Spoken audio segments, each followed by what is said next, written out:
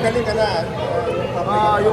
Yung sa sugat ko, medyo naging okay na siya. Pero may mga gamot pang tinitake at saka nilalagay na. Pero yung nire-recover ko ngayon yung sa strain ko eh. So, strengthening, mga 1 week to 2 weeks pa bago maka-ensayo ulit. Alvin, may mga ilang kang iniinda nung last conference na parang ano bang precaution yung tinitake mo ngayon na para hindi na maulit yung Yun nga, kailangan, kasi tuloy-tuloy yun eh. Konti lang pahinga kasi after na conference, may gilas. So, I think ito yung time na makapag-recover talaga fully sa mga injuries and yung mga iniinda.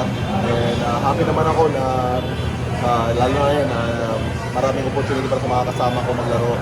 And excited din ako makabalik na. Welcome sa iyo yung naging break na parang walang gilas. Oo, kasi talaga nakakapagpahinga ng maayos eh. Di ka nag-isip na about sa training. Talagang wala, totally talaga wala. Gusto ko lang nagpahinga ako totally nung binigyan kami yung after ng finals. And yun, talagang malaking bagay talaga pag nakapagpahinga eh. Magiging excited ka pagbalik mo, di ba? Okay? Thank you.